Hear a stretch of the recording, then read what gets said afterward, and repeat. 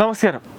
Operation സിന്ദൂറിൽ India പാകിസ്ഥാന് മേൽ നടത്തിയ ശക്തമായ ഒരു തിരിച്ചടിയിൽ ലോകരാജ്യങ്ങൾക്ക് പോലും ഇപ്പോൾ ഉത്സാഹമുണ്ട് ശത്രു രാജ്യത്തിനു നേരെ തിരിച്ചടിക്കാൻ.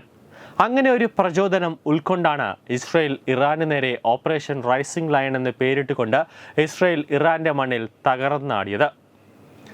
ഇന്ത്യ യുദ്ധത്തെ പരോക്ഷമായി തന്നെ എതിർക്കുകയാണ്. ഓപ്പറേഷൻ സിന്ദൂറിന്റെ ആ ശക്തി തന്നെയാണ് ഇസ്രയേലിനും ലഭിച്ചത് എന്നതിൽ ഒരു സംശയവുമില്ല.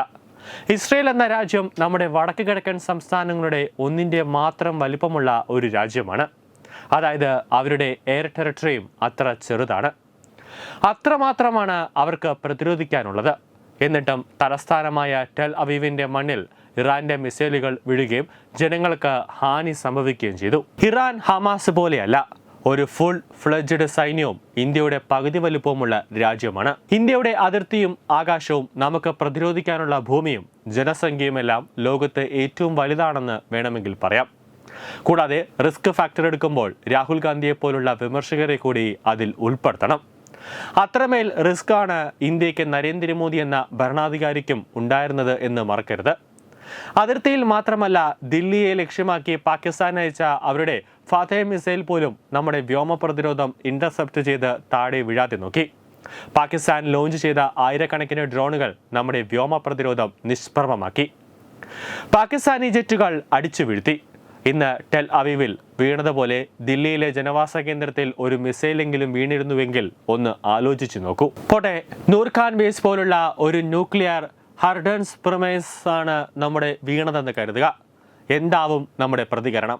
മോദി കണക്ക് പുറത്തുവിട്ടില്ല എന്ന് പറഞ്ഞ് ബഹളം വെച്ച ജനങ്ങളും നമ്മുടെ നാട്ടിലുണ്ട്. ഇത് പറയാനുണ്ടായ കാരണം ഇന്ന് ലോകത്ത് ഏറ്റവും മികച്ച വാർ റെഡി ആർമിയും മികച്ച വ്യോമ പ്രതിരോധവും ഇന്ത്യയുടേതാണ് എന്ന് ഏതു സമയത്തും ഏതവസരത്തും നമുക്ക് നെഞ്ചത്ത് കൈവച്ച് പറയാവുന്ന കാര്യമാണ്. കാരണം നമ്മളത് ഓപ്പറേഷൻ സിന്ദൂറിലൂടെ തെളിയിച്ചതുമാണ്. നമ്മൾ ഏതായുധം ഉപയോഗിക്കുന്നു എന്നതല്ല, അത് നമ്മളുടെ ഭൂപ്രകൃതിയുടെ ഘടനയ്ക്കും നമുക്ക് നേരെ വരുന്ന ഭീഷണിക്കും അതിനു നേരെ നമ്മൾ എങ്ങനെ ഫലപ്രദമായി ഉപയോഗിക്കുന്നു എന്നതാണ് പ്രധാനം. ആധുനിക കാലത്തെ യുദ്ധത്തിൽ ടെക്നോളജി എങ്ങനെ യുദ്ധരംഗത്ത് കൃത്യമായി വിന്യസിക്കണമെന്നും അത് മിലിറ്ററി അസറ്റുകളും അതിനെ എങ്ങനെ സംയോജിപ്പിക്കണമെന്നും ഇന്ത്യയുടെ ഇൻ്റഗ്രേറ്റ് കമാൻഡ് സംവിധാനങ്ങൾ ലോകത്തിന് കാണിച്ചു കൊടുത്തു. അമേരിക്കൻ ആയുധങ്ങളും റഷ്യൻ ആയുധങ്ങളും ഇസ്രയേൽ ആയുധങ്ങളും എല്ലാം അവിടെ പരാജയപ്പെടുന്നത് നമ്മൾ കാണുന്നുണ്ട്. പക്ഷെ അതിൻ്റെ ഉപയോഗം എങ്ങനെ, എവിടെ, എത്ര വേണമെന്ന് കണ്ടറിഞ്ഞ് ഉപയോഗിക്കുന്നതാണ് ഇന്ത്യയുടെ വിജയം.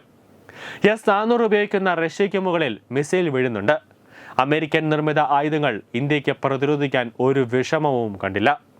അപ്പോൾ ആയുധങ്ങൾ ഏത് എന്നതല്ല വിഷയം, ഉപയോഗിക്കുക, ഏത് രീതിയിൽ എങ്ങനെ ഉപയോഗിക്കുക എന്നതാണ് വിഷയം.